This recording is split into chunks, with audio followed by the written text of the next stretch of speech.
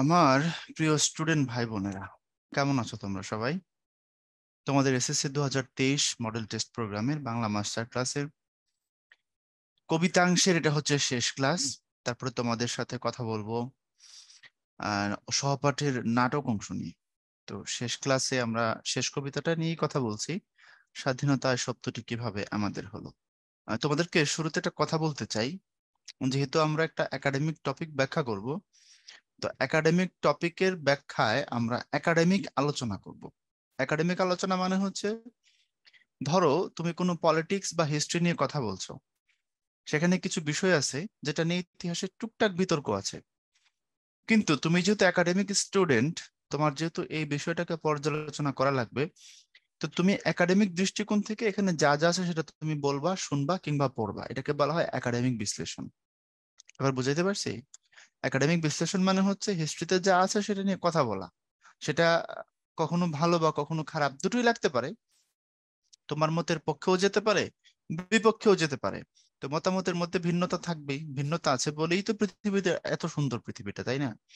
ধরো সবাই যদি লাল রং পছন্দ করতো, তাহলে পৃথিবীতে তুমি যেদিকেই তাকাও সব লাল পেন্টিং দেখতা। সবাই যদি সবুজ পছন্দ করতো, সব দিকে তুমি তাকালে সবুজ দেখতা, তাহলে পৃথিবীটা একঘেয়ে মনে হতো। আমাদের মধ্যে পছন্দের এবং রুচির ভিন্নতা আছে বলেই আমরা ভার্সেটাইল, বলেই পৃথিবীটা এত সুন্দর। তো তোমার সাথে আমার, আমার সাথে তোমার, তোমার সাথে আরেকজনের মতের কিছু ভিন্নতা থাকবে, কিছু কিছু জায়গায় আমরা একমত হইতে পারবো না, এটা খুব স্বাগতম জানানোর মতো বিষয়। এটাই হওয়া উচিত। এটা যদি না হয় তাহলে পৃথিবী থাকতো না, পৃথিবী ধ্বংস হইতো। তো যেহেতু এখানে কিছু রাজনৈতিক কথা আসবে, হতে পারে অনেক বক্তব্য আমার তোমার মতের বিপক্ষেও যেতে পারে, সো ডোন্ট মাইন্ড। এটা খুব সিম্পল ব্যাপার, কারণ আমরা একাডেমিক টপিক নিয়ে কথা বলবো এবং একাডেমিক বিশ্লেষণই আমরা করব। এটাই হওয়া উচিত, তাই না? তো চলো আমরা শুরু করি।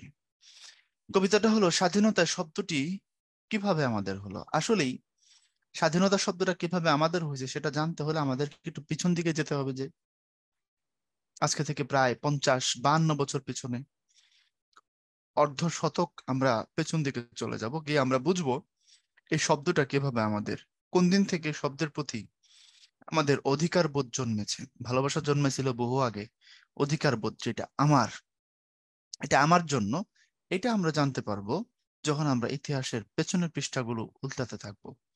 আসো একটু দেখি। সময়টা 1971 সাল। তোমাদের সাথে ভাইয়া বিজিএস এগুলো নিয়ে আরো বিস্তারিত কথা বলবো, তখন এটা তোমরা আরো জানতে পারবে। তো এখন একটু কবিতার প্রেক্ষাপট একটু জেনে নাও। 1971 সাল জানুয়ারি থেকে শুরু করে বাংলাদেশের রাজনৈতিক অঙ্গন খুব উত্তপ্ত, খুব খারাপ অবস্থায়। কেন? কারণ 1970 সালে একটা নির্বাচন হয়েছিল। এই নির্বাচন হয়েছিল, প্রতিশ্রুতি কোথা থেকে আসছিল? প্রতিশ্রুতি আসছিল 1969 সালের মার্চ মাস থেকে। 69-এর গণ অভ্যুত্থান, যখন আমরা আইয়ুব বিরোধী আন্দোলন করলাম, বঙ্গবন্ধু সহ সমস্ত রাজবন্দির মুক্তি চাইলাম, আগরতলা মামলা প্রত্যাহার চাইলাম, তো সবকিছু এমন দুর্বার গতিতে আন্দোলন সংগঠিত হয়েছে। 69 সালের আন্দোলনের কারণে আইয়ুব খান বঙ্গবন্ধু সহ সমস্ত রাজবন্দীদের 69 সালের 22শে ফেব্রুয়ারি মুক্তি দেন। আমরা 23শে ফেব্রুয়ারি এক বিশাল জনসংবর্ধনা রেসকোর্স ময়দানে শেখ মুজিবুর রহমান নামের একজন মানুষকে আমরা উপাধি দিলাম, উনি হচ্ছেন বঙ্গবন্ধু। সেই থেকে তিনি আমাদের বঙ্গবন্ধু, তাই না? এটা 23 ফেব্রুয়ারি 1969 সালের ঘটনা। কিন্তু আইয়ুবের পতন ঠেকানো গেল না, আইয়ুবকে আমরা নামাইই ছাড়লাম। আইয়ুব 69 সালের মার্চের 26 তারিখ ক্ষমতা ছেড়ে চলে গেলেন এবং ক্ষমতায় আসলো ইয়াহিয়া খান। এটাকে আমি বলি ইতিহাসের পরিক্রমায় এক শকুনের হাত থেকে আরেক শকুনের হাতে ক্ষমতা যাওয়া। তো ইয়াহিয়া তখন আর্মির প্রধান ছিলেন। উনি ক্ষমতায় এসে বললেন, আমি আর্মির মানুষ, আমি এই যে উর্দি পরা, ইউনিফর্ম পরা মানুষ, দেশ চালানো তো আমার কাজ না, আমি এটা করবও না। আমি এটা নির্বাচন দিব, দিলে যে দল জিতবে তার কাছে ক্ষমতা হস্তান্তর করে আমি আবার ব্যারাকে ফিরে যাব, মানে ক্যান্টনমেন্টে চলে যাব, যেখানে আমার থাকার জায়গা। আর্মি তো আর দেশ চালাবে না, আমি করবও না সেটা। আমরা বললাম, ভালো, তো নির্বাচন দাও। এই কথা কিন্তু 1969 সালের মার্চ মাসের কথা, খুব খেয়াল করে শুনতে হবে আমার কথাগুলো। 1969 সালের মার্চ মাসের কথা। আইয়ুব চলে যাওয়ার পরে ইয়াহিয়া আইসা আমাদেরকে এই প্রতিশ্রুতি শোনালো, আমরা মেনে নিলাম, সমস্যা নেই, নির্বাচন দাও। 69-এর মার্চ থেকে নির্বাচন দিতে দিতে সেটা হয়ে গেল 1970 সালের ডিসেম্বর। এখন দেখো তো কত বছর হলো। 69-এর মার্চ থেকে 70-এর মার্চ, 1 বছর। April, May, June, July, August, September, October, November, December, মানে 12 আর 9, 12 আর 9 হলে কত হয়? 12 আর 9 হলে হয় তোমার 20-21 মাস, তাই না? অলমোস্ট 2 বছর লাগলো তার নির্বাচন দিতে, যেখানে একটা নির্বাচন 3 মাস, 4 মাস, 6 মাসের মধ্যে দেওয়া যায়। তারা দিল না। তারা বসে বসে ছক কষলো যে শেখ মুজিব রাজপথ কাঁপাই দিচ্ছে, আমাদের মনে কম্পন ধরাই দিচ্ছে, তাহলে নির্বাচনটা এমন ভাবে করতে হবে, গুটি আমরা এমন ভাবে চালবো, রাজপথের এই উত্তপ্ত ময়দানের সৈনিককে কি করে বিরোধী দল বানায় সংসদে ঢুকাই দেওয়া যায়।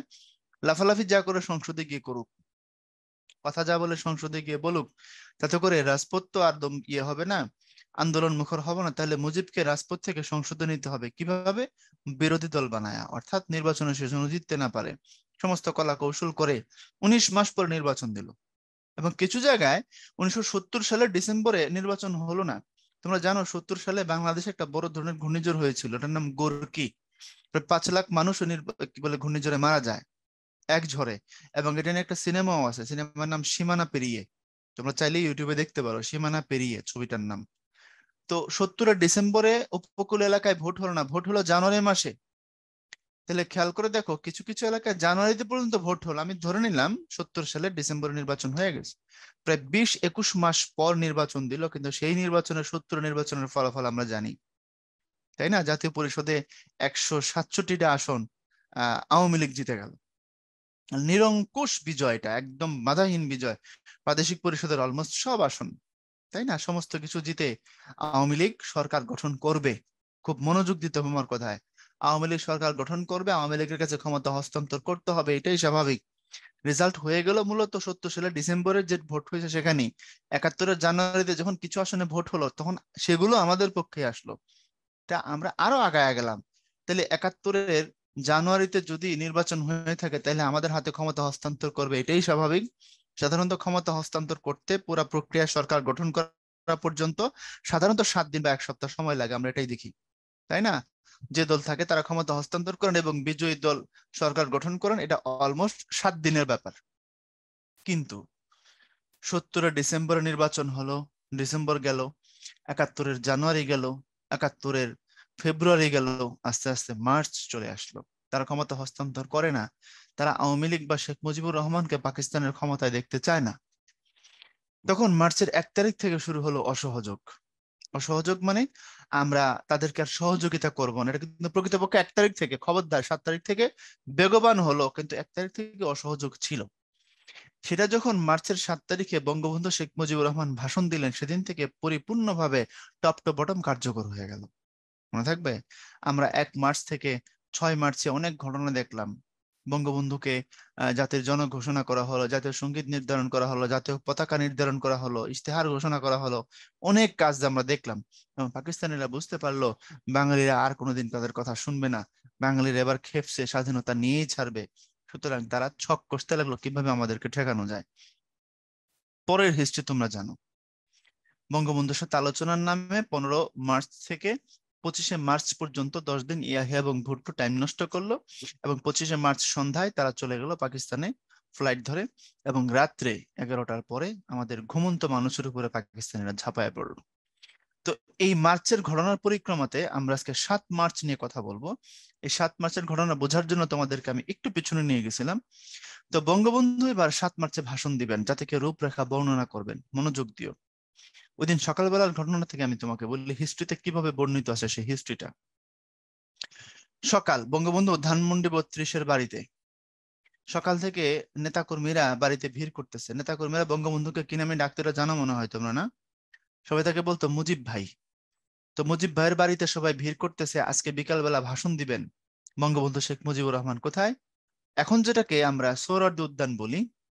তোমরা যারা শিশু পার্কে গেছো 2-1 বার, ওই এলাকাটা শিশু পার্কটা সোহরাওয়ার্দী উদ্যানের উত্তর পাশে একটু জায়গা নিয়ে শিশু পার্ক করা হয়েছে। এর দক্ষিণ অংশটা মূলত সোহরাওয়ার্দী উদ্যান। ওখানে এখন লেক করা হয়েছে, স্বাধীনতা জাদুঘর করা হয়েছে, স্বাধীনতা স্তম্ভ বানানো হয়েছে, শিখা চিরন্তন ওখানে জানানো হয়েছে। অনেক কথা আমি তোমাদের সবগুলো শোনাবো। ওখানে তিনি ভাষণ দিবেন। এখন ওই ভাষণের জনগণের দাবি কি? পূর্ব বাংলার সব জনগণের দাবি হচ্ছে শেখ মুজিব ওই দিন ভাষণে স্বাধীনতার ঘোষণা দিবেন। স্বাধীনতার ঘোষণা দিবেন মানে হচ্ছে আমরা বলবো, মানে বঙ্গবন্ধু বলবেন যে আমরা আজকে থেকে স্বাধীন, পাকিস্তানিদেরকে আমরা আর পাত্তা দিই না। এটা হচ্ছে জনগণের চাওয়া। আর বঙ্গবন্ধু দেখলেন যদি আমি স্বাধীনতার সরাসরি ঘোষণা দিয়ে দেই, আমার উপরে দুই রকমের বিপদ আসতে পারে। এক নম্বরের বিপদ হলো পাকিস্তানের আমাকে বলতে পারে যে আমি হচ্ছে দেশদ্রোহী, আমি রাষ্ট্র ভাঙতে চাচ্ছি, যেহেতু এই অপরাধে তারা আমার নামে আগে একবার মামলা দিছিল। তারা বিশ্বের কাছে আমাকে এভাবে পরিচিত করাইতে পারে। দুই নম্বর যেটা সব থেকে বড় বিপদ, সেখানে সেদিন কয়েক লাখ মানুষের সমাগম হয়েছিল এবং সকাল থেকে চারদিকে পাকিস্তানি আর্মিরা ট্যাঙ্ক নিয়ে পর্যন্ত ভারী অস্ত্রশস্ত্র নিয়ে অবস্থান নিয়েছিল, যে যদি মুজিব স্বাধীনতার ঘোষণা দেয়, সরাসরি যদি ঘোষণা দেয়, তাহলে তারা ওখানে আক্রমণ করবে, ব্রাশ ফায়ার করবে, কয়েক লাখ বাঙালি ওখানেই মারা যেত ওই দিন। বুঝতে পারছি ব্যাপারটা? তো বঙ্গবন্ধু কি বলবেন কি বলবেন কি বলবেন কি বলবেন এটা নিয়ে সকাল থেকে চিন্তিত। এবার একটা চরিত্র তোমাদের সামনে দেখাইতে হবে, উনি বঙ্গমাতা ফজিলাতুন্নেসা মুজিব, মানে বঙ্গবন্ধুর স্ত্রী। তোমরা যদি অসমাপ্ত আত্মজীবনী পড়ো তাহলে দেখবা বঙ্গবন্ধুর নিজের জীবনের পরে ওই বইয়ে দুইটা জীবনী খুব লাস্টার, খুব উজ্জ্বল দুইজন মানুষ বঙ্গবন্ধুর জীবনে। একটা হলো শহীদ সাহেব, আর একটা হচ্ছে রেনু। এই রেনু হচ্ছেন বঙ্গবন্ধুর স্ত্রী ফজিলাতুন্নেসা মুজিব, আর শহীদ সাহেব হচ্ছে হোসেন শহীদ সোহরাওয়ার্দী, যিনি বঙ্গবন্ধুর রাজনৈতিক জীবনের ওস্তাদ, গুরু বা শিক্ষক। বঙ্গবন্ধু যাদের কাছ থেকে রাজনীতি শিখেছেন তার মধ্যে অগ্রগণ্য মানুষ হোসেন শহীদ সোহরাওয়ার্দী।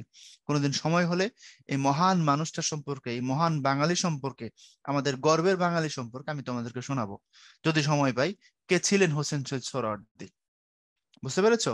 ওনার কবরটা, যেটাকে আমরা তিন নেতার মাজার বলি, সোহরাওয়ার্দী উদ্যানের দক্ষিণ পশ্চিম কোণে, অর্থাৎ টিএসসি তে তোমরা যারা গেছো, টিএসসি থেকে বাংলা একাডেমির দিকে যাইতে হাতের বামে দেখবা তিন নেতার মাজার আছে। ওখানে তিনজন মানুষের কবর, একটা খাজা নাজিমুদ্দিন, একটা হোসেন শহীদ সোহরাওয়ার্দী, আর একটা কবর হচ্ছে শেরে বাংলাকে ফজলুল হক। তো শেরে বাংলাকে ফজলুল হক এবং হোসেন শহীদ সোহরাওয়ার্দী তো বুঝতেই পারলাম, খাজা নাজিমুদ্দিন যে হচ্ছে আমাদের বিপক্ষে সমস্ত কাজ করছে, তার কবর ওখানে কি করে আসলো, সে গল্প না হয় আরেকদিন করা যাবে। তো বঙ্গবন্ধুর রাজনৈতিক জীবনের বলছিলাম সব থেকে গুরুত্বপূর্ণ মানুষ যাদের কাছ থেকে বঙ্গবন্ধু পলিটিক্স শিখেছেন তাদের মধ্যে। তো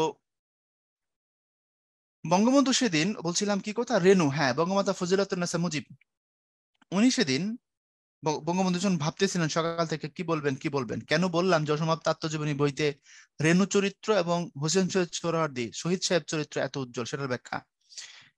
তো বঙ্গমাতা ফজিলাতুন্নেসা মুজিব এসে বললেন যে দেখো, এত ভেবে কোনো কাজ নাই, তোমার মনে যেটা আসে, তোমার মন যা চায় তুমি সাধারণ মানুষকে সেটাই বইলো, এত ভাইবো না।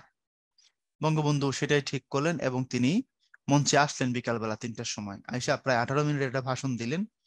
100% ইম্প্রোভাইজ ভাষণ। ইম্প্রোভাইজ বুঝো? আগে থেকে লেখা ছিল না, এসে সিচুয়েশন সাপেক্ষে যেটা বলার সেটাই তিনি বলেছেন। সাধারণত গুরুত্বপূর্ণ ব্যক্তিদের গুরুত্বপূর্ণ ভাষণগুলো লিখিত হয়, তোমরা এটা জানো, নিশ্চয়ই জানো। লিখিত হয় এই কারণে, কারণ যাতে করে প্রতিটা শব্দই খুব সতর্কতার সাথে তারা বলতে পারেন, কারণ এরকম বড় মানুষদের এক একটা শব্দ বড় ধরনের ভেজাল তৈরি করতে পারে। আমাদের রাষ্ট্রপতির একটা ভাষণ আছে, দেখবো উনি বলছে যে আমার সচিব আমাকে সবকিছু লিখে দেয়, তারপর আমি খালি এসব পড়ি, কারণ কথা বলার সময় মুখ দিয়ে কত কথা বের হয়ে যেতে পারে, ভালো কথা, খারাপ কথা, আ কথা, কু কথা, এভাবেই তিনি মজা করে বলছে।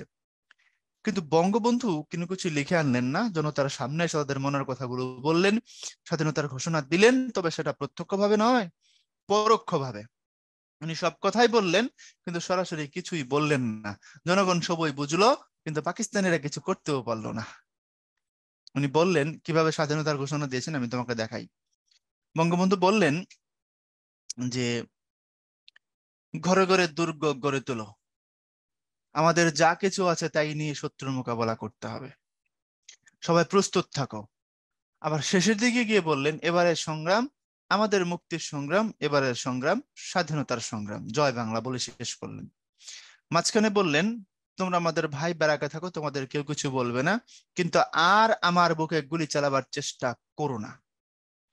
আর এই জায়গায় বললেন আমরা ভাতে মারবো পানিতে মারবো, অর্থাৎ গেরিলা যুদ্ধের ইঙ্গিত দিয়ে গেলেন। তারপরে বললেন আমি যদি তোমাদের আদেশ করতে নাও পারি তোমরা সমস্ত কিছু বন্ধ করে দেবে। মানে বঙ্গবন্ধু বুঝতে পারছেন হয়তো তাকে অ্যারেস্ট করা হতে পারে, তাকে মেরে ফেলা হতে পারে, বিভিন্ন রকমের বিপদ আসতে পারে তার উপর। এই জন্য বলেন আমি যদি তোমাদের আদেশ দেবার নাও পারি তোমরা সমস্ত কিছু যা আছে কি করবে, বন্ধ করে দেবে। খাজনা ভ্যাট ট্যাক্স কেউ দিবে না, পশ্চিম পাকিস্তানের জন্য কোনো মুদ্রা এখান থেকে পাচার না হয়, ব্যাংক 2-3 ঘন্টা খোলা থাকবে যাতে করে মানুষ দরকার লেনদেন গুলো সারতে পারে। অর্থাৎ সমস্ত নির্দেশনা বঙ্গবন্ধু দিলেন এবং 4 দফা দাবি দিলেন, ওই 4 দফা দাবির মধ্যে সমস্ত কিছু আছে। বঙ্গবন্ধু বলেন সামরিক আইন প্রত্যাহার করো, মার্শাল ল উঠাও, নির্বাচিত প্রতিনিধির হাতে কি করো, ক্ষমতা হস্তান্তর করো, যতগুলো গণহত্যা হয়েছে তার সবগুলো কি করতে হবে, তদন্ত করতে হবে। বঙ্গবন্ধু বললেন, এবং সামরিক বাহিনীকে ব্যারাকে ফিরিয়ে নিতে হবে, কারণ রাস্তায় তখন আর্মি ছিল। এই 4 দফা দাবি দিলেন পাকিস্তানিদের কাছে যে আমরা নির্বাচিত, আমাদের কাছে ক্ষমতা হস্তান্তর করে তারপরে কথা হবে, এর আগে না। তাহলে সমস্ত দিক নির্দেশনায় তিনি দিলেন। তো কবি নির্মলেন্দু গুণ এই কবিতায় ওই ভাষণটাকে নিয়ে এসে বললেন যে স্বাধীনতা এই শব্দটি কিভাবে আমাদের হলো শুনতে চাও? আমাদের হয়েছে সেই 7 মার্চ থেকে, যেদিন রবীন্দ্রনাথের মতো দীপ্ত পায়ে হেঁটে এসে গণসূর্যের মঞ্চ কাঁপিয়ে কবি শোনালেন তার অমর কবিতা খানি। কবিতাটা কি? এবারের সংগ্রাম আমাদের মুক্তির সংগ্রাম, এবারের সংগ্রাম স্বাধীনতার সংগ্রাম। এই ছিল হিস্ট্রিটা। তো নির্মলেন্দু গুণ বলতেছেন, যেদিন আয়সা আমাদের নেতা বললেন যে এবারের সংগ্রাম স্বাধীনতার সংগ্রাম, সেদিন থেকে এই শব্দের উপরে আমাদের আজন্ম অধিকার প্রতিষ্ঠিত হয়ে গেছে। সো আমি কবি হিসাবে আজকে তোমাদেরকে সেই হিস্ট্রিটা শোনাবো, সেই সেদিনের শ্রেষ্ঠ বিকেলের গল্পটা শোনাবো। তুমি যেন, হে অনাগত শিশু, হে আগামী দিনের কবি, হে আমার ভবিষ্যৎ, তুমি যেন এসে পাশের এই শিশু পার্কের দোলনায় বেঞ্চে বসে দোল খেতে খেতে সমস্ত কিছু জানতে পারো। আমি তোমার জন্য লিখে রেখে যাচ্ছি সেদিনের শ্রেষ্ঠ বিকেলের গল্প। লিখে রেখে কেন যাচ্ছেন সেটাও তিনি বলছেন। উনি বলছেন, আজ দেখি সেদিনের সব স্মৃতি মুছে দিতে উদ্যত হয়েছে কালো হাত। এই হচ্ছে আসল কথা। এবার তোমাকে একটু শোনাই। বঙ্গবন্ধুকে যখন 1975 সালে হত্যা করা হলো, আহ আমি দুঃখিত, তোমার খারাপ লাগতে পারে, বাট আমাকে বলতে হবে।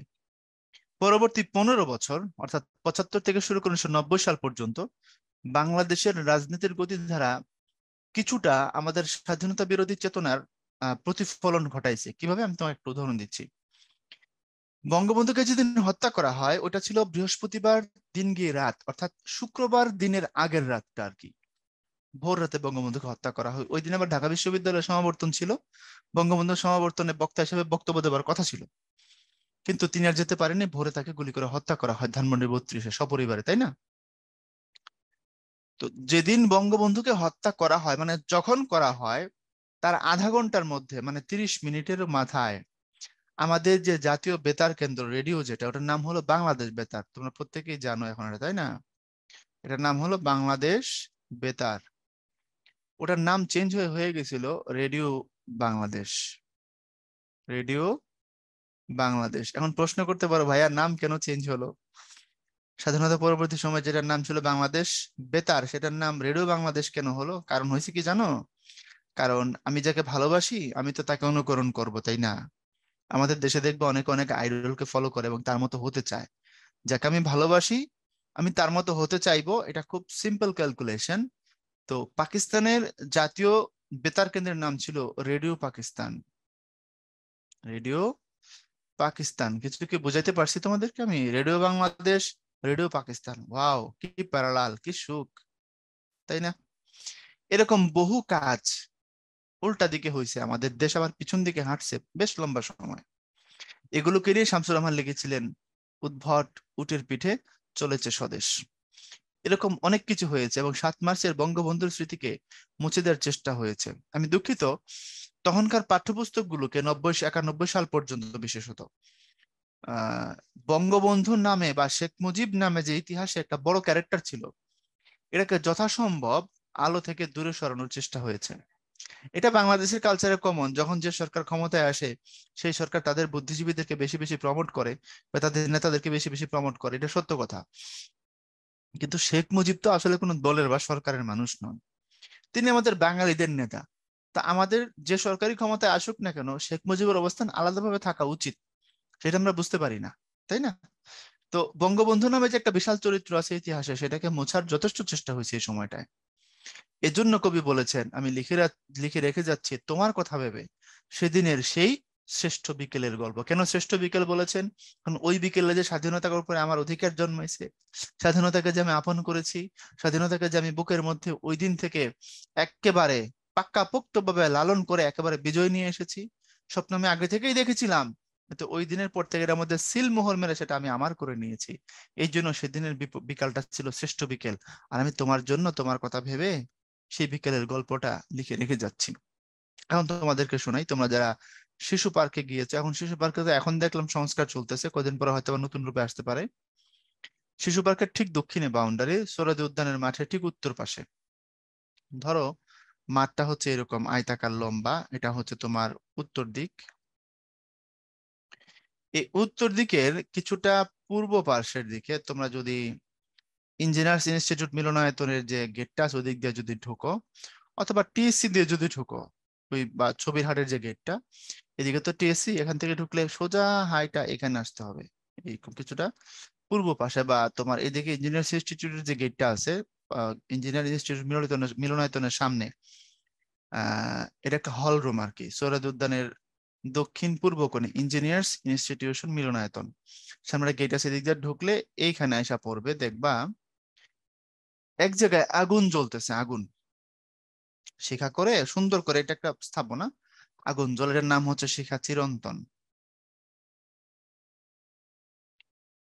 ঢাকা এরকম দুই জায়গায় আছে আগুন জ্বলে, একটার নাম শিখা চিরন্তন আর একটার নাম শিখা অনির্বাণ।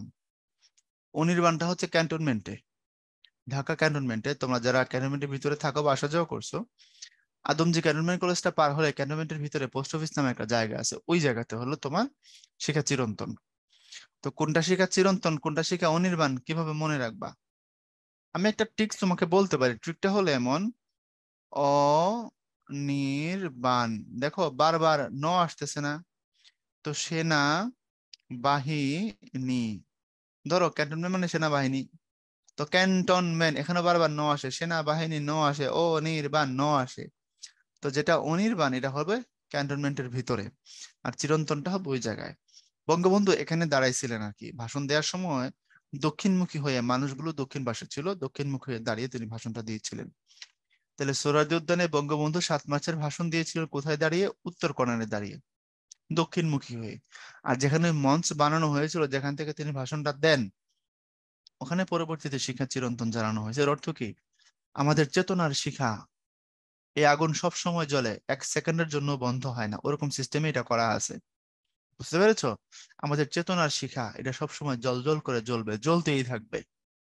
ক্লিয়ার? একটা নাম শিখা অনির্বাণ, আর একটার নাম শিখা চিরন্তন। তো কবি বললেন একটা কবিতা পাঠ করা হবে, জন্য সকাল থেকে প্রচুর মানুষ এখানে অপেক্ষা করছেন, দাঁড়িয়ে আছে। এর জন্য জনতার সমুদ্র হয়ে গেছে, সমস্ত শ্রেণীর মানুষ, একেবারে কৃষক, শ্রমিক, মধ্যবিত্ত, কেরানি থেকে শুরু করে সমস্ত শ্রেণী পেশার মানুষ এখানে আসছে, আইসা অপেক্ষা করছে সকাল থেকে। কেন? একটা কবিতা পাঠ করা হবে আর সে কবিতা সবাই শুনবে। তো কবির জন্য ওয়েট করতেছে, কবি আসে না আসে না, কবি শেষে আসলেন, এসে তার কবিতা শোনালেন। কবিতা হচ্ছে এটা, এবারের সংগ্রাম আমাদের মুক্তির সংগ্রাম, এবারের সংগ্রাম স্বাধীনতার সংগ্রাম। এখন প্রশ্ন হচ্ছে, বঙ্গবন্ধুকে কবি কেন বলা হলো? এটাই তো কথা। শোনো, সেটা তোমাকে শোনাই দিচ্ছি। 1971 সালের এপ্রিল মাসের 5 তারিখে তোমার হচ্ছে যুক্তরাষ্ট্রে, ইউএস একটা ম্যাগাজিন নাম হচ্ছে নিউজউইক, নিউজউইকে একটা বড় ফিচার ছাপা হয়। ফিচারে বঙ্গবন্ধু সম্পর্কে লেখা হয়, ইংলিশে যা লেখা হয়েছে তার ঠিক বাংলাটা আমি তোমাকে শোনাচ্ছি, এবং এটা তুমি এখনো চাইলে পড়তে পারবা, কোথায় পড়তে পারবা সেটাও বলবো। ওখানে ইংলিশে লেখা হয়েছিল যে এই মানুষটা কবি নন, উনি একজন রাজনীতিবিদ, কিন্তু ভাষার উপরে তার এত চমৎকার দখল, এত দারুণ তার শব্দচয়ন, এত সুন্দর করে তিনি চমৎকার ভাবে শব্দের মালা গাঁথেন, এত দারুণ ভাবে তিনি কথা বলেন, হাজার হাজার মানুষ ঘন্টার পর ঘন্টা তার কথাকে মন্ত্রমুগ্ধ হয়ে শুনে। ইনি যেন রাজনীতির কবি, অর্থাৎ তিনি রাজনীতি করেন কিন্তু ভাষার উপরে চমৎকার দখল থাকার কারণে তাকে বলা হয়েছে রাজনীতির কবি। তিনি যেন হোয়াইট অফ পলিটিক্স। তো ওইটাকে ধরে নির্মলেন্দু গুণ লিখেছেন তিনি একজন কবি, তার ভাষণটা হলো কবিতা, আর সামনে যারা লাখ লাখ শ্রোতা মুগ্ধ হয়ে শুনেছে তারা হলো সেই কবিতার শ্রোতা, যারা সেই কবিতা শুনেছে। বুঝতে পেরেছো এবার? তো এই ভাষণ তুমি কোথায় পড়তে পারবা? এই ভাষণ পড়তে পারবা সোহরাওয়ার্দী উদ্যানেই। বঙ্গবন্ধু যেখানে দাঁড়িয়ে ভাষণ দিয়েছিলেন তার ঠিক দক্ষিণ পাশে গেলে দেখবে একটা জাদুঘর আছে, যেটা দেখাইলাম না এখানে ভাষণ, এই দক্ষিণ পাশে দেখবে একটা জাদুঘর আছে, আন্ডারগ্রাউন্ডে জাদুঘরটা। অল্প টাকাই লাগে, মনে হয় 10, 15 বা 20 টাকা লাগে ওখানে ঢুকতে, ওখানে ঢুকবা। অসাধারণ, খুব সুন্দর। ওটার নাম স্বাধীনতা জাদুঘর। নাম কি ওটার? ওইটার নাম হলো স্বাধীনতা জাদুঘর।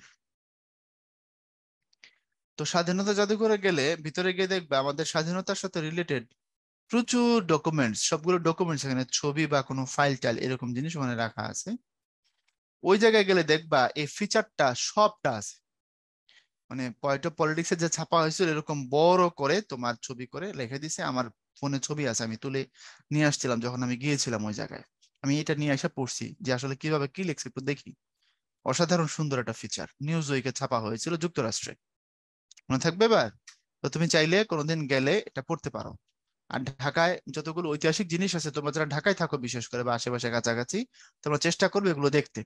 তাহলে আমাদের ইতিহাস, ঐতিহ্য, কৃষ্টি, কালচার এগুলো সম্বন্ধে ভালো ধারণা পাবে। এই জন্য বলা হয় জাদুঘরে গেলে মানুষ আত্মসচেতন হয়, আমি কে, এই পরিচয়টা আমার সামনে পরিষ্কার হয়। বুঝতে পেরেছো? তো আসো আমরা এবার কবিতা শুরু করব, ভিতরে যাব, কি কি তথ্য আছে এবং নির্মলেন্দু গুণ সম্পর্কে একটু জানবো আমরা। 1945 সালে নেত্রকোনা জেলার কাশবন গ্রামে ওনার জন্ম। উনি বেঁচে আছেন এখন পর্যন্ত। পিতা সুখেন্দু প্রকাশ গুণ চৌধুরী আর মাতা হচ্ছে বীণাপানি গুণ। কাব্যগ্রন্থের দিকে তাকাও, প্রেমাংশুর রক্ত চাই, এই প্রেমাংশুর রক্ত চাই, আর তোমার হচ্ছে এই বাংলার মাটি বাংলার জল, চাষাভূষার কাব্য, 50 সহস্র বর্ষ, এগুলো কবিতার বই। এর বাইরে তার অনেক কবিতার বই আছে, মাথায় রেখো। শিশুতোষ উপন্যাস, কালো মেঘের ভেলা, বাবা যখন ছোট ছিলেন, মানে কম বয়সী যারা তোমাদের মতো তাদের জন্য লেখা উপন্যাস। আর বিশেষ অর্জন, বাংলা একাডেমি পুরস্কার পাইছেন উনি, 21 পদক পাইছেন, কবি হাসান হাফিজুর রহমান স্মৃতি স্বর্ণ পদক পাইছেন, তারপর জাতীয় কবিতা পরিষদ পুরস্কার পাইছেন। ওনাকে একটা উপাধি আছে ওনার, সেটা হচ্ছে কবিদের কবি। কবিদের কবি বলার কারণ আছে, উনি যখন কবি হিসাবে প্রতিষ্ঠিত তখন থেকে জুনিয়র কবি যারা, বিশেষ করে বিশ্ববিদ্যালয়ে পড়া ছেলে পেলে, এরকম উঠতি বয়সী কবিদের নিয়ে প্রচুর পরিমাণে তিনি কবিতা পাঠ এবং সাহিত্য সভার আয়োজন করতেন। এবং ওই কবিদের অনেকে এখন প্রতিষ্ঠিত কবি, এবং তাদের মধ্যে নির্মলেন্দু গুণের একটা প্রভাব আছে। বুঝতে পেরেছো? এই জন্য তার হাত দিয়ে যেহেতু অনেক কবি প্রভাবান্বিত হয়েছেন তার দ্বারা, এই জন্য তাকে কবিদের কবি বলা হয়, নির্মলেন্দু গুণকে। আর ইংরেজি সাহিত্য একজন আছেন এরকম, খুব সম্ভবত ওনার নাম এডমান্ড স্পেন্সার, তাকেও বলা হয় কবিদের কবি। ওকে, পয়েট অফ পয়েটস।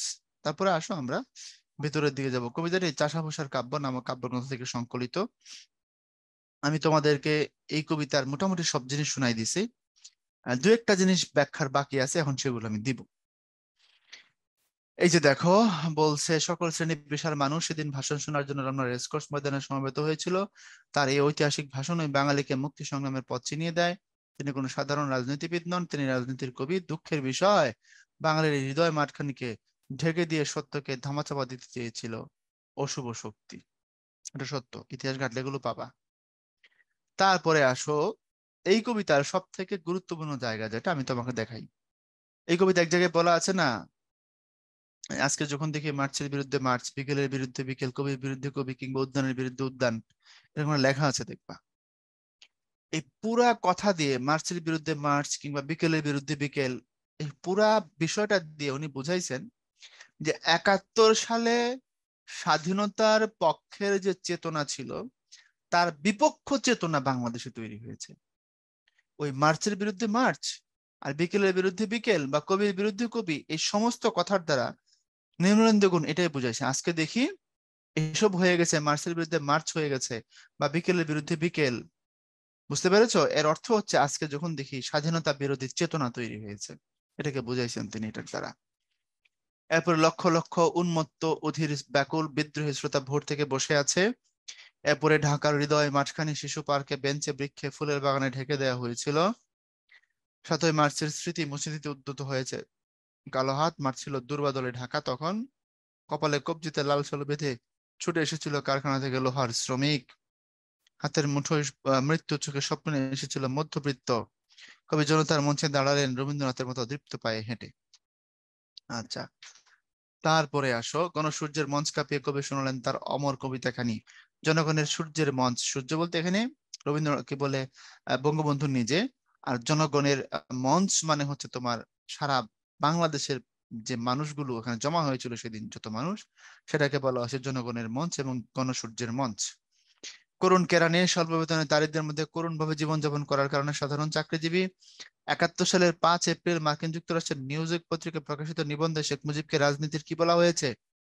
কবি বলা হয়েছে। এরপরে শ্রেষ্ঠ বিকেল 1971 সালের 7ই মার্চের বিকেল, তখন পলকে দারুণ ঝলকে তরিতে উঠিল জল, হৃদয়ে লাগিল দোলা, জনসমুদ্রে লাগিল জোয়ার, সকল দোয়ার খোলা।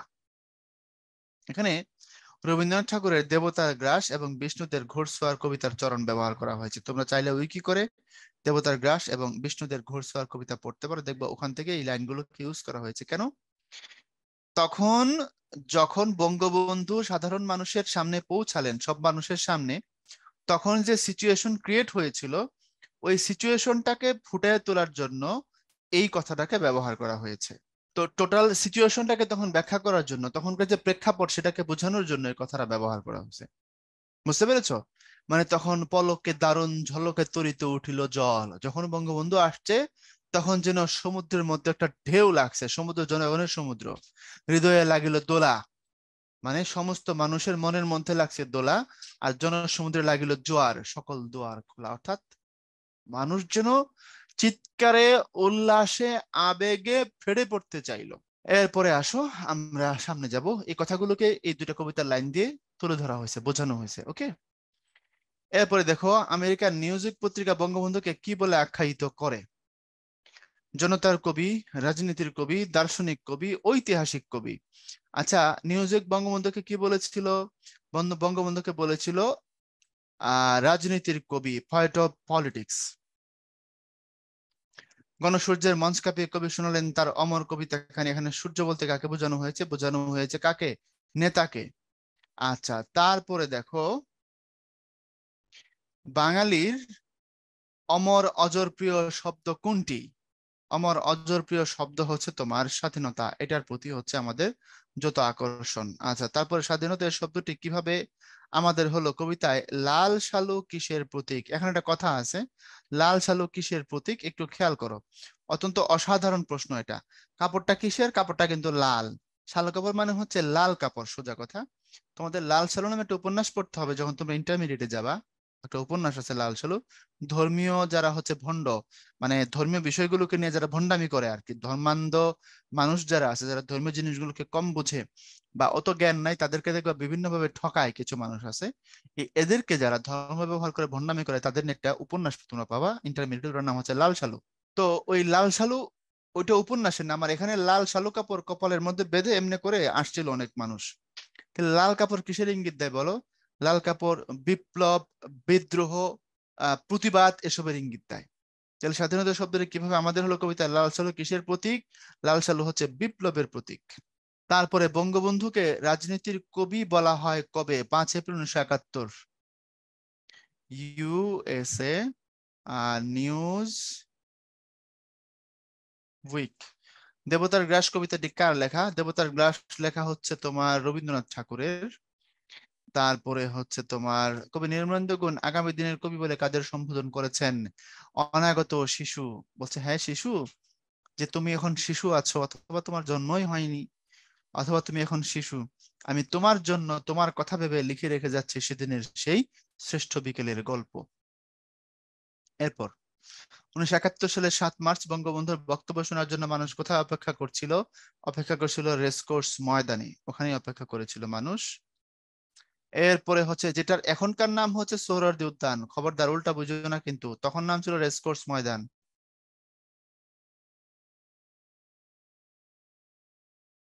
এখন এটার নাম সোহরাওয়ার্দী উদ্যান, হ্যাঁ। তারপরে কবি নির্মলেন্দু গুণ 7 মার্চের ভাষণকে শ্রেষ্ঠ বিকেলের গল্প যে দৃষ্টিতে বলেছেন তা হলো মুক্তির আকুতি, স্বাধীনতার পদধ্বনি, বাঙালির ঐক্য, সবগুলোই উত্তর হিসাবে প্রত্যেকটাকে নেওয়া যাবে, কোনো সমস্যা নাই। দাদুর কাছে গল্প শুনে ঐশী জানতে পারে 1971 সালের 7 মার্চ বঙ্গবন্ধু রেসকোর্স ময়দানে এক বিশাল জনসভায় ভাষণ দেন। উদ্দীপকের দাদুর সঙ্গে কার তুলনা চলে? আচ্ছা, এখন দেখো কত সোজা। দাদুর কাছে গল্প শুনে জানতে পারে ঐশী 71 সালের 7 মার্চে একটা ভাষণ হয়েছে, দাদুর মাধ্যমে জানতে পারছি ঐশী। উদ্দীপকের দাদুর সঙ্গে কার তুলনা চলে? অবশ্যই নির্মলেন্দু গুণ, কারণ তার মাধ্যমে তোমরা জানতে পারছো 71 সালের 7 মার্চের হিস্ট্রি। উনি বলছেন আমি তোমার জন্য লিখে রেখে যাচ্ছি সেদিনের সেই শ্রেষ্ঠ বিকেলের গল্প। শ্রেষ্ঠ বিকেলের গল্প কথাটিতে 1971 সালের কোন তারিখের বিকেলের কথা বলা হয়েছে? অবশ্যই 7ই মার্চ। এবং ইউনেস্কো পৃথিবীর সেরা সেরা যে ভাষণগুলো আছে সেই ভাষণগুলোর মধ্যে 7 মার্চের ভাষণকে স্থান দিয়েছে তাদের ওয়ার্ল্ড রেজিস্টারে। এবং শুধু স্থান দেয়নি, তারা এটাকে বলেছে এভাবে যে এটা তোমার যুক্তরাষ্ট্রের একজন প্রেসিডেন্ট ছিলেন, ওনার নাম হচ্ছে আব্রাহাম লিঙ্কন, আব্রাহাম লিঙ্কনের একটা ভাষণ আছে, গেটিসবার্গ স্পিচ ভাষণের নাম। গেটিসবার্গ স্পিচ, খুব সংক্ষিপ্ত 2-2.5 মিনিটের ভাষণ ছিল এটা। এই গেটিসবার্গ স্পিচের সাথে এই ভাষণকে তুলনা করা হয়েছে, পৃথিবীর শ্রেষ্ঠ ভাষণগুলোর একটা গেটিসবার্গ স্পিচ। এটা শোনো, একটু বলি নাহলে বুঝতে পারবে না। লিঙ্কন তখন প্রেসিডেন্ট, 1861 সালে উনি প্রেসিডেন্ট হয়েছিলেন। তো লিঙ্কন তখন প্রেসিডেন্ট, খুব সম্ভবত 1864 সালে ওনাকে মেরে ফেলা হয়, আততায়ী গুলি করে তাকে মেরে ফেলে প্রেসিডেন্ট থাকা অবস্থায়। যাই হোক, আব্রাহাম লিঙ্কন যুক্তরাষ্ট্রের ইতিহাসে সব থেকে ভালো মানবদরদী এবং সফল প্রেসিডেন্টদের একজন। তো লিঙ্কন এক জায়গায় ভাষণ দিতে যাবেন, উনি এত ব্যস্ত ছিলেন ওখানে গিয়ে কি বলবেন ওই কথাগুলো উনি আগে থেকে কিওয়ার্ড গুলো নোট করতে পারেননি, টাইম ছিল না তার।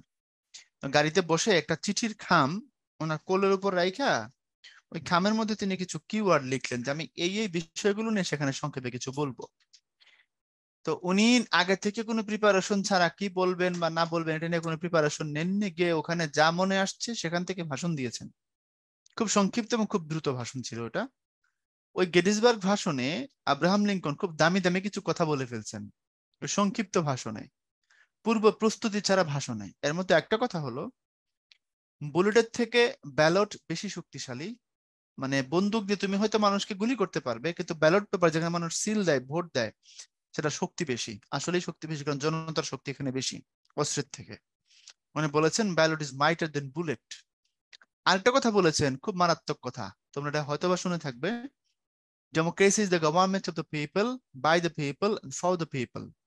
মানে গণতন্ত্র হচ্ছে জনগণের দ্বারা, জনগণের জন্য, এবং জনগণের যে সরকার এটা। কত দারুণ কথা! আজকে গণতন্ত্রের অনেকগুলো সংজ্ঞা আছে পৃথিবীতে, তার মধ্যে বেস্ট ডেফিনেশন গুলোর এটা একটা, যেটার উপরে বড় বড় মানুষ গবেষণা করছে পর্যন্ত। অথচ এত দারুণ কথা আব্রাহাম লিঙ্কন অবলীলায় বলে গেলেন। বুঝতে পেরেছো? তো পূর্ব প্রস্তুতি ছাড়া অনেক দামি ভাষণ ছিল গেটিসবার্গ স্পিচ। ঠিক তার সাথে কম্পেয়ার করা হয়েছে শেখ মুজিবুর রহমানের ভাষণটাকে, এটাও পূর্ব প্রস্তুতি ছাড়া এবং অনেক দামি দামি কথায় ঠাসা। কথা বুঝতে পেরেছো কি?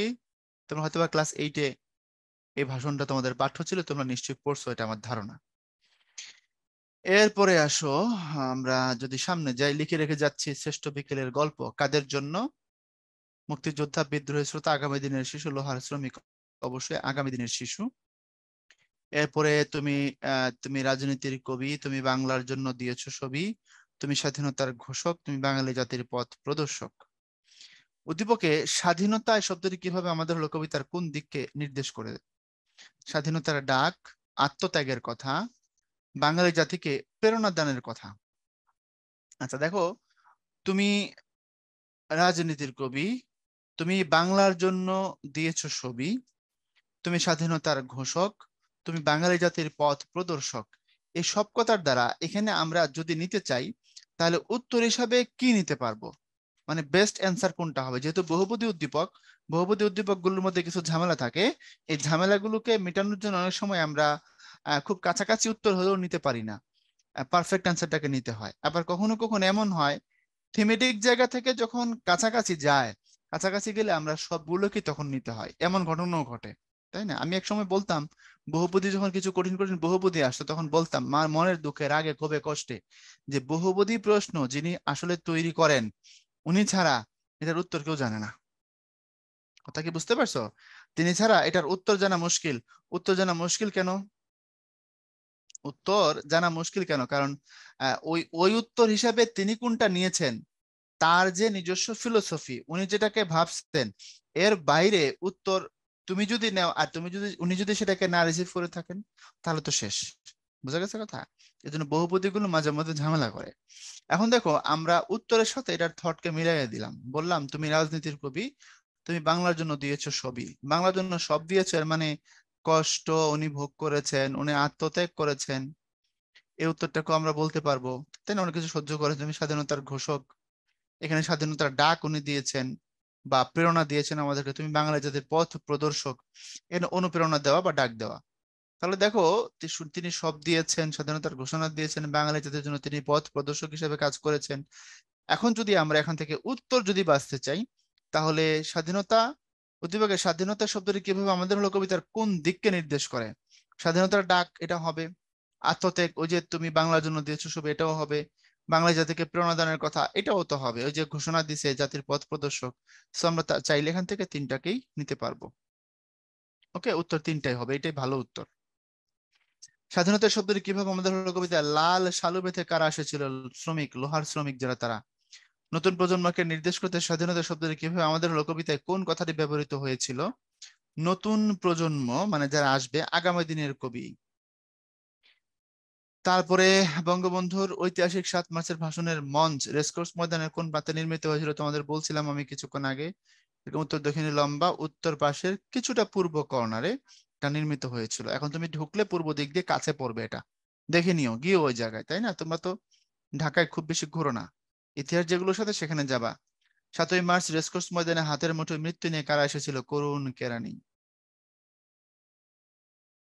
করুণ কেরানি, কারণ হাতের মুঠোয় মৃত্যু নিয়ে এসেছিল। বা তোমার হচ্ছে তাদেরকে কেন এই কথাটা বলা হয়, এটার পিছনে যথেষ্ট কারণ আছে। উলঙ্গ কৃষক তো আসছিলই, লোহার শ্রমিক কাপড়ে লাল শালু বেঁধে আসছিল। তারপরে করুণ কেরানি বলা হয়েছিল এই কারণে, তোমার তাদের অল্প বেতনে জীবন চলে, তাই না? কম টাকায় তারা তাদের জীবনকে কাটাইতে হয়। তাদের জীবনে তোমার হচ্ছে কি থাকে না, সুখ থাকে না। তারপরে তাদের জীবনে তোমার হচ্ছে সাফারিংস বেশি থাকে। তোমরা কেরানি বুঝো তো? তোমরা তোমার বাংলা বললে বুঝো না, ইংরেজিতে এটাকে বলা হয় ক্লার্ক। আজকের অবশ্য তোমার দুর্নীতির হিসাব কিতাব যদি করি, সেটা হচ্ছে ভিন্ন ব্যাপার। আমি পরিস্থিতি বোঝানোর জন্য বলছি আর কি, যে বাংলাদেশে এখন বিভিন্ন জায়গায় আমরা দেখি কেরানিদের প্রচুর টাকা, তাই না? সরকারি কেরানি, তো সেই অর্থে বলছি না। কেরানিরা স্বল্প বেতনে সামান্য টাকায় জীবনযাপন করতো, তার জন্য কবি বলছেন হাতের মুঠোয় মৃত্যু নিয়ে এসেছিল করুণ কেরানি। বুঝতে পেরেছো? এরপরে মধ্যবিত্তের চোখে ছিল ভবিষ্যৎ কল্পনা, কারণ মধ্যবিত্ত লাইফ কি, আমি একটু কথা বলি দেখো। তোমার মধ্যে যারা এখন আমার কথা শুনছো, যারা আমার মতো মিডল ক্লাস বা মধ্যবিত্ত, তোমরা বলবা যে ভাই আপনি নিজেকে মিডল ক্লাস বলতেছেন, আপনার তো মনে হয় অনেক টাকা। না, আমি একদম দরিদ্র নিরীহ শিক্ষক। ঠিক আছে, তো শোনো, মধ্যবিত্তের জীবনটা কেমন জানো? মধ্যবিত্তের জীবনটা হচ্ছে আমি ভালো করব, সামনের বছরটা একটু ভালো হবে, আর একটু দারুণ যাবে, আর একটু সুখে যাবে, আর একটু স্বাচ্ছন্দ্যে যাবে। এই সমস্ত জিনিস চিন্তা করতে করতে আমরা সময়টা কেটে যায় এবং এক সময় মরে যায়। বুঝতে পারছো? মধ্যবিত্তের চোখে স্বপ্ন থাকে, স্বপ্ন দেখতে দেখতে সে ক্ষান্ত হয় না, তার প্রচুর এনার্জি, খুব স্বপ্ন দেখে, এবং এক সময় সে মরে এই স্বপ্ন দেখে। আর মধ্যবিত্তের লাইফের সবচেয়ে বড় ট্র্যাজেডি হচ্ছে সে এমন এক জায়গায় দাঁড়ায়, উপরে যাওয়ার স্বপ্ন দেখে সে যেতে পারে না, তার প্রচন্ড কষ্ট, কিন্তু নিচেও নামতে পারে না। বুঝতে পারছো? মধ্যবিত্ত মাঝখানে পড়ে পিষ্ট হয় আর ভবিষ্যতের স্বপ্নে বিভোর থাকে। এজন্য মধ্যবিত্তের চোখে ছিল ভবিষ্যৎ কল্পনা, হয়তো আমার লাইফ সামনের পৃথিবীতে আরো সুন্দর হবে, এই অর্থে। রেসকোর্স ময়দানে আগত জনতার সংগ্রামের চেতনার পরিচয় মেলে যে পংক্তিতে, এবারের সংগ্রাম স্বাধীনতার সংগ্রাম, শত বছরের শত সংগ্রাম শেষে কপালে কবজিতে লাল শালু বেঁধে মার্চের বিরুদ্ধে মার্চ। আচ্ছা, এখন কথাটাকে আমরা একটু সরাসরি রিলেট করার চেষ্টা করি। তাহলে দেখো, বলছে সংগ্রামী চেতনার পরিচয়, এবারে সংগ্রাম স্বাধীনতার সংগ্রাম, হ্যাঁ ঠিক আছে, বঙ্গবন্ধু বলছে এটা। শত বছরের শত সংগ্রাম শেষে, এটা তো দীপ্ত পায়ে হেরে বঙ্গবন্ধুর কথা, মার্চের বিরুদ্ধে মার্চ নেওয়া যাচ্ছে না। ভালো উত্তর হচ্ছে কপালে কবজিতে লাল শালু বেঁধে, কারণ যারা আসছিল তাদের সংগ্রামী চেতনা এখানেই। কথা বুঝতে পেরেছো? তাদের ব্যাপারে এখানেই বলা হয়েছে। গণসূর্যের মঞ্চ বলতে কি বোঝানো হয়েছে? আলোচিত মঞ্চ, তারপরে উদ্দীপ্ত মঞ্চ, তারপরে বিপ্লবী মঞ্চ, এরপরে নেতার মঞ্চ সূর্যের মতো। নেতার মঞ্চ সূর্যের মতো, এটা গণসূর্যের মঞ্চ। আচ্ছা, তারপরে তোমার চাষাভূষার কাব্যগ্রন্থের লেখক কে? অবশ্য নির্মলেন্দু গুণ। বাবা যখন ছোট ছিল উপন্যাসটি কার লেখা? অবশ্য নির্মলেন্দু গুণের লেখা। এটা শিশুতোষ, শিশুদের জন্য, তোমাদের জন্য আর কি। হ্যাঁ, তোমরা তো শিশুই নাকি? তোমরা অনেকে বুঝতে চাও না। তোমরা কি বলো, বিপদে পড়ে গেলে, সমস্যা হইলে, পড়া না পারলে, আমি দেখছি বলে ভাইয়া আমরা শিশু, আমাদেরকে বকবেন না। আর যদি কোনো কারণে একটা মোবাইল বাগাইতে হয় মামার কাছ থেকে বা চাচার কাছ থেকে, তখন বলে আমরা ক্লাস 10-এ পড়ি না, বড় হয়েছি। ঠিক আছে, যখন যেভাবে সুবিধা, তোমরা তখন নিজেদেরকে সেভাবে কি করে উপস্থাপন করো, তাই তো? তো এটা নির্মলেন্দু গুণের শিশুতোষ উপন্যাস। এরপরে হচ্ছে তোমার ঘোড়সওয়ার কবিতার লেখক বিষ্ণুদেব। বিষ্ণু একজন বিখ্যাত কবি। বিষ্ণুদেব কবিতার সাথে হয়তো তোমাদের পরিচিত ওইভাবে হওয়ার সুযোগ হয় নাই, বড় হইলে হবা। বিষ্ণু দে একজন বিখ্যাত কবি, ওনাকে মার্ক্সবাদী কবি বলা হয়। কত সালে ব্রিটিশ বিরোধী আন্দোলন হয়? 1847, 57, 1838, 1868। এখান থেকে সাল হিসেবে নিতে চাইলে 1857 নেওয়া ভালো, কারণ তখন সিপাহী বিদ্রোহ হয়েছিল, সব থেকে বড় আন্দোলন এটাই ছিল, তাই না? 1757 সালে তারা যখন এদেশ দখল করলো, 100 বছর পর তাদের বিরুদ্ধে সব থেকে বড় এবং সংগঠিত আন্দোলন ছিল সিপাহী বিদ্রোহ।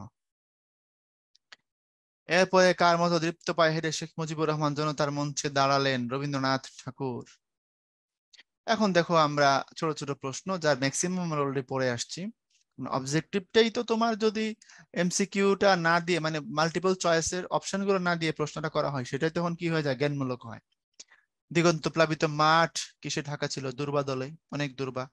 বজ্রকণ্ঠ বাণী অর্থ কি? বজ্রের মতো শক্তিশালী বাণী।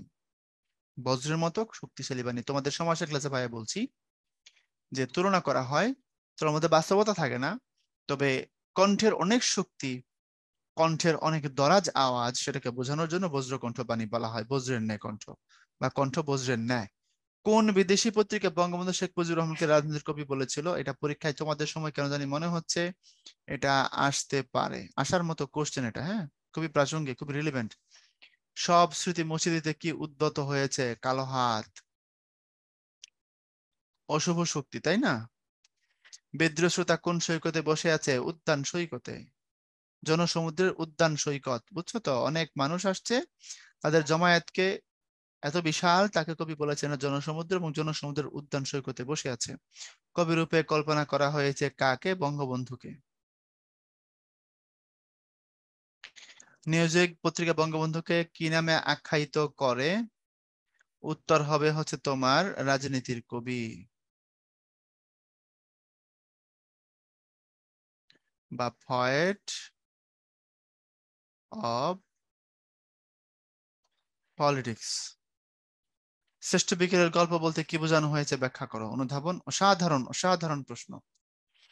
যেহেতু বাঙালি ওই দিন বিকেলে স্বাধীনতা কথাকে নিজের অধিকার আছে এই হিসাবে কল্পনা নিয়ে নিজেকে স্বাধীন মনে করার স্বপ্নকে বাস্তবে রূপ দেওয়ার জন্য একদম দৃপ্ত শপথে বলীয়ান হয়েছিল, সেদিন যেহেতু বাঙালি স্বাধীনতার সত্যিকারের প্রেরণা লাভ করেছিল, যেটার প্রতিফলন আমরা 71 সালের 26শে মার্চের পরে দেখি, স্বাধীনতার জন্য লড়াইরত বাঙালিকে। তো ওই বিকেলটাকে এই জন্য কবি বলেছেন শ্রেষ্ঠ বিকেলের গল্প। বুঝতে পেরেছো? ওই দিন থেকে স্বাধীনতা কথার উপর আমাদের পূর্ণ অধিকার প্রতিষ্ঠিত হয় বলা যায়। আমরা স্বাধীনতার সত্যিকারের স্বপ্ন দেখা শুরু করি।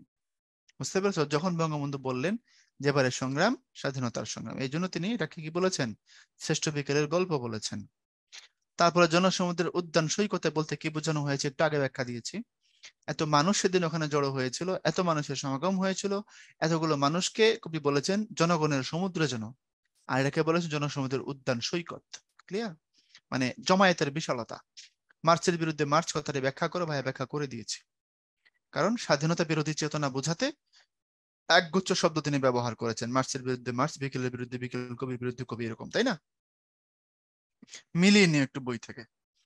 শ্রেষ্ঠ বিকেলের গল্প বলতে কি বোঝানো হয়েছে বোঝাতে চেয়েছেন, এটা তো এখানেই আছে, বললাম এর আগে। এই যে ব্যাক সাইডের কোশ্চেনটা, এই যে এটা। তারপরে কবি বিরুদ্ধে কবি বলতে কি বোঝানো হয়েছে এটাও বলছি। চারটা মনে হয় আছে এরকম, বিরুদ্ধে বিরুদ্ধে বিরুদ্ধে। তো টোটাল কনসেপ্টটাই হচ্ছে 71 সালের স্বাধীনতা বিরোধী শক্তিকে বোঝানো হয়েছে এই কথাগুলো দিয়ে। এরপরে কবি শোনালেন তার অমর কবিতা খানি। অমর কবিতা মানে হচ্ছে যেই কবিতা বাঙালিকে আজন্ম লালিত স্বাধীনতার স্বপ্নকে বাস্তবে রূপদান করার জন্য সব থেকে বেশি অনুপ্রাণিত করেছে সেটা। সারা বাংলাদেশ থেকে তখন অনেক জায়গা থেকে মানুষ ঢাকায় আসতে পারেনি, পাকিস্তানিরা যেখানে ফেরি ছিল ফেরি বন্ধ করে দিয়েছিল, কেউ নৌকা দিয়ে পার হয়েছে, যারা পার হইতে পারে নাই তারা আসতে পারে নাই, হেঁটে মাইলের পর মাইল হেঁটে মানুষ সেদিন ঢাকায় আসছিল। কেন? তার অমর কবিতা শোনানোর জন্য। সে অমর কবিতা কোনটা? স্বাধীনতার বাণী সংবলিত কবিতা। কখন আসবে কবি কথাটির দ্বারা কি বোঝানো হয়েছে এটাও বলেছি তোমাদের। সকাল থেকে জনগণ অপেক্ষা করছিল কখন কবি আসবে, কখন তার কবিতা শোনাবে, আমরা স্বাধীনতার কথা কখন শুনতে পাবো, দেন আমরা নিজেকে মনে করতে পারবো যে হ্যাঁ স্বাধীনতার পথে আমরা হাঁটছি। এর জন্য এটা বোঝানো হয়েছে যে মানুষের যে অপেক্ষা অধীর আগ্রহে শেখ মুজিবের জন্য, যে কখন আসবেন আমাদের কবিতা শোনাবেন, এর জন্য তাদের অপেক্ষা বোঝানো হয়েছে এই কথার দ্বারা। শেখ মুজিবুর রহমানকে কবি বলে আখ্যায়িত করেছেন কেন? মানে আমাদের কবি নির্মলেন্দু গুণ শেখ মুজিবকে কেন কবি বলেছেন তার ব্যাখ্যা আমি অনেকবার দিয়েছি। ওই যে নিউজউইক পত্রিকার ব্যাখ্যা, তিনি রাজনীতিবিদ কিন্তু ভাষার উপরে এমন চমৎকার দখল যেন তিনি রাজনীতির কবি। এই শিশু পার্ক সেদিন ছিল না। একথার অর্থ কি? একথার অর্থ হলে পুরা মাঠ তখন ছিল সমান, ফ্ল্যাট, টোটাল ইট ওয়াজ এ ফিল্ড, পার্ক ছিল না। বুঝতে পেরেছো? তো শিশু পার্ক সেদিন ছিল না মানে হচ্ছে তখনকার মাঠের যে অবস্থা, তখনকার মাঠ কেমন ছিল এটা বোঝানোর জন্য তিনি বলেছেন শিশু পার্ক সেদিন ছিল না। ওকে, আচ্ছা। তারপর এখানে কিছু রাজনৈতিক তোমার ইয়েও থাকতে পারে, কি বলে সংযোগ। আমি সেদিকে যাচ্ছি না, শিশু পার্ক কেন ছিল না, কারণ পরে শিশু পার্ক তৈরি করা হয়, তো সেটাও থাকতে পারে। কিন্তু তোমার জন্য একাডেমিক ব্যাখ্যা হবে এটাই, যে তখন মাঠ ছিল শুধু মাঠ, দুর্বাদলে ঢাকা সবুজ, আর কোনো স্থাপনাই বা অন্য কোনো কিছু এখানে ছিল না। এটা বোঝানোর জন্য বলা হয়েছে এই শিশু পার্ক সেদিন ছিল না।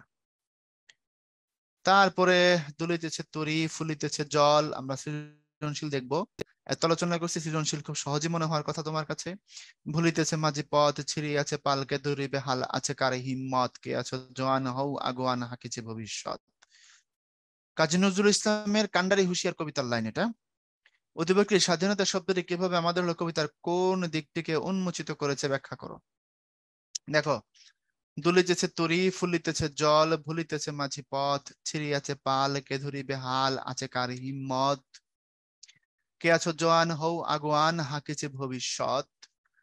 আচ্ছা, এটার দ্বারা আমরা তখনকার মানে যে কবিতা স্বাধীনতা এই শব্দের কিভাবে আমাদের হলো এই কবিতার কোন দিকটাকে আমরা উন্মোচিত করতে পারি একটু খেয়াল করো।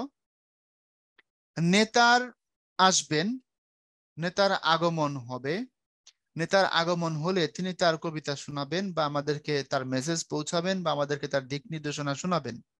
তাহলে নেতার আগমনের প্রত্যাশায় লক্ষ লক্ষ মানুষ অধীর আগ্রহে যে অপেক্ষা করছিল, সেটাকে এইটার দ্বারা বোঝানো হয়েছে। কারণ দুলিতেছে তরি, ফুলিতেছে জল, ভুলিতেছে মাঝি পথ, ছিড়িয়াছে পাল, কে ধরে বেহাল, আছে কার হিম্মত।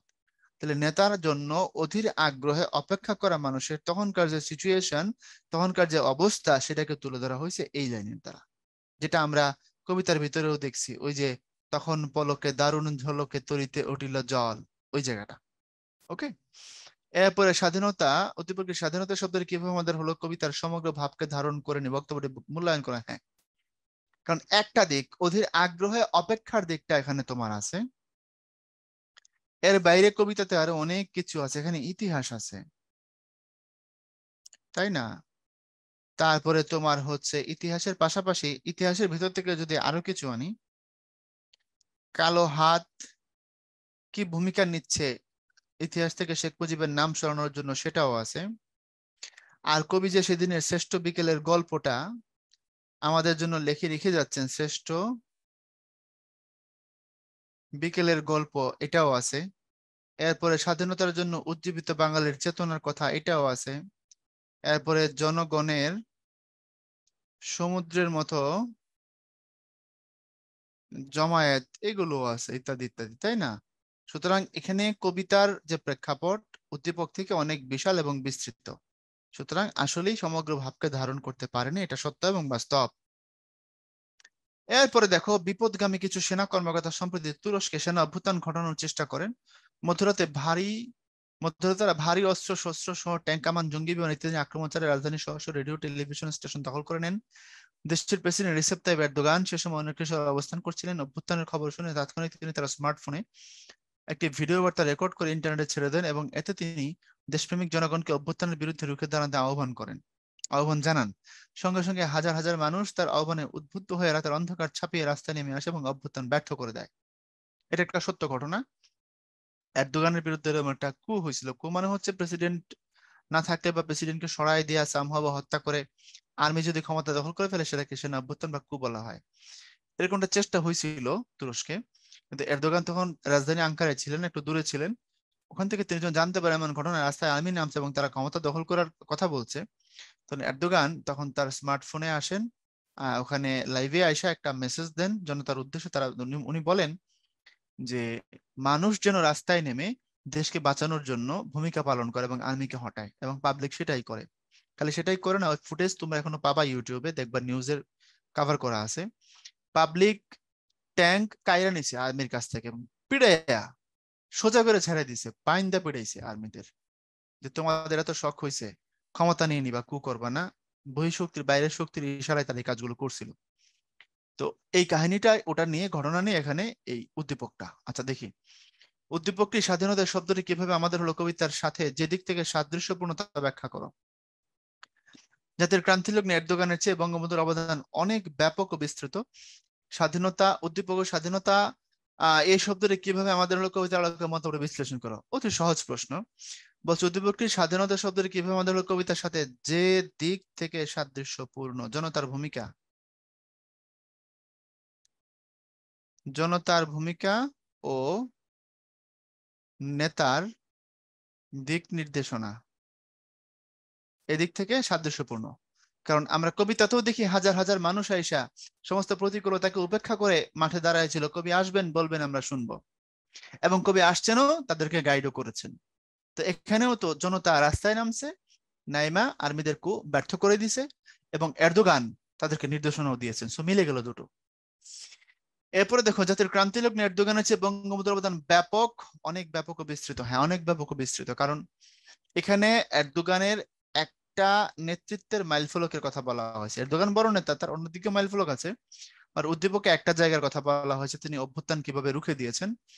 আর এর বাইরেও কবিতায় কি আছে দেখো, বঙ্গবন্ধুর বিষয়ে যদি বলি, তো দেখো জাতির ক্রান্তি লগ্নে এরদোগানের চেয়ে বঙ্গবন্ধুর অবদান কিভাবে, কোন দিক থেকে ব্যাপক।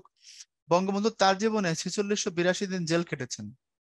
তার মধ্যে মাত্র 7 দিন ব্রিটিশ পিরিয়ড 1938 সালে, আর বাকি 4677 দিন, অলমোস্ট সবটাই তো পাকিস্তান পিরিয়ডে। 23 বছরের মধ্যে 12 বছর 8 মাস জেলে ছিলেন। আর বুঝাইতে হবে কত ব্যাপক, বুঝতে পারছো? বঙ্গবন্ধু 15-16 বছর বয়সেই রাজনীতিতে আত্মপ্রকাশ করেন, ঢুকে পড়েন, এবং শেষ পর্যন্ত তিনি দেশের মানুষের জন্য কাজ করে গেছেন। তাহলে জাতির ক্রান্তি লগ্নে বঙ্গবন্ধুর অবদান তার থেকে ব্যাপক। তার থেকে বড় কথা, 7 মার্চের যে ক্রান্তি লগ্ন এবং চ্যালেঞ্জিং সময়, এরদোগানের জন্য সেটা সেমন তেমন ছিল না। উনি তখন প্রেসিডেন্ট ছিলেন, একটা বড় মানুষ, জনতার একটা বড় অংশ তার কথা শুনতো শুনতো বলে তারা আর্মিদেরকে ট্যাকল করছে। কিন্তু বঙ্গবন্ধু তখন প্রেসিডেন্ট ছিলেন না, পাকিস্তানের একটা প্রদেশের নেতা ছিলেন। তার হাতে না ছিল অস্ত্র শস্ত্র, না ছিল সামরিক বল, কিন্তু সেটাকে নিয়ে তিনি পাকিস্তানের কেন্দ্রীয় সরকারকে চ্যালেঞ্জ করে দিয়েছিলেন। বুঝতে পেরেছো কিনা? সুতরাং জাতির ক্রান্তি লগ্নে, তারপরে বঙ্গবন্ধুর আবার 26শে মার্চের প্রথম প্রহরে স্বাধীনতার ঘোষণা, ইচ এন্ড এভরিথিং, এবং শেষ পর্যন্ত বঙ্গবন্ধু নিজের জীবনটা দিয়ে গেলেন আমাদের জন্য। সুতরাং তুমি চাইলে বঙ্গবন্ধুর অবদান বড় করে লিখলে উত্তর হয়ে যাবে। ওকে, তারপরে আসো হে সূর্য, যে প্রার্থী কবিতার লাইন, তাই না? তোমরা এইটা পড়েছো। তুমি আমাদের উত্তাপ দিও, শুনেছি তুমি এক জ্বলন্ত অগ্নিপিণ্ড। তোমার কাছে উত্তাপ পেয়ে পেয়ে একদিন হয়তো আমরা প্রত্যেকে এক একটা জ্বলন্ত অগ্নিপিণ্ডে পরিণত হব। উদ্দীপকের সঙ্গে স্বাধীনতার শব্দটি কিভাবে আমাদের হলো কবিতার কোন দিকটি সাদৃশ্যপূর্ণ ব্যাখ্যা করো। উদ্দীপকটি উল্লিখিত কবিতার সম্পূর্ণ ভাবটি তুলে ধরতে সক্ষম হয়েছে কি? উত্তরের সপক্ষে যুক্তি দাও। আচ্ছা দেখো, সূর্যের কাছে উত্তাপ চাইছে একজন প্রার্থী, শীতে কষ্ট করা প্রার্থী, তাই না? বলছে আমাদেরকে তুমি উত্তাপ দিও, শুনেছি তুমি একটা অগ্নিপিণ্ড, তোমার কাছ থেকে উত্তাপ পেতে পেতে আমরা এক সময় অগ্নিপিণ্ড হয়ে যাব। তো বলছে উদ্দীপকের সঙ্গে স্বাধীনতা শব্দের কি অবদান হলো কবিতার কোন দিকটি সাদৃশ্যপূর্ণ। এখানে সূর্যের কাছ থেকে তাপ নিয়ে উত্তপ্ত হওয়ার নীতি, আর এখানেও নেতার কাছ থেকে দিক নির্দেশনা নিয়ে সে অনুযায়ী ঝাঁপিয়ে পড়া, তাই না? এখানে সূর্য মানে হচ্ছে নেতা, মানে সূর্য থেকে উত্তাপ নেবে, নিয়ে প্রত্যেক অগ্নিপিণ্ড হবে। এখানে নেতার কাছ থেকে দিক নির্দেশনা নেবে, নিয়ে প্রত্যেকে এক একজন বঙ্গবন্ধু বা বঙ্গবন্ধুর সৈনিক হয়ে জীবনকে কাজে লাগাবে। So both are parallel. এরপরে আসো, উদ্দীপকটি উল্লেখিত কবিতার সম্পূর্ণ ভাবে তুলে ধরতে সক্ষম হয়েছে কি না।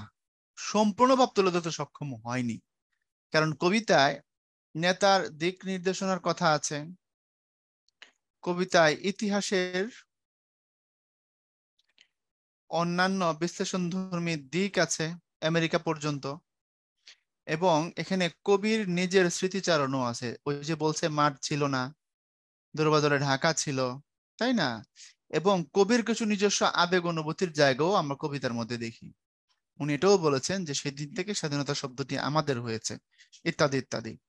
তো ইতিহাসের দিক, বা তখন তোমার স্বাধীনতা বিরোধী চেতনার যে কথা আছে, ওই যে বিকেলের বিরুদ্ধে বিকেল, মার্চের বিরুদ্ধে মার্চ, কবির বিরুদ্ধে কবি, তো স্বাধীনতা বিরোধী চেতনার কথাও তো তোমার কবিতার মধ্যে উল্লেখ করা আছে ভাইয়া, এগুলো এই জন্য এইভাবে লিখে দিচ্ছি যাতে করে তোমার যদি সময় না থাকে অন্তত বুলেট পয়েন্ট আকারও তুমি উচ্চতর দক্ষতামূলক লিখে দিয়ে আসতে পারো।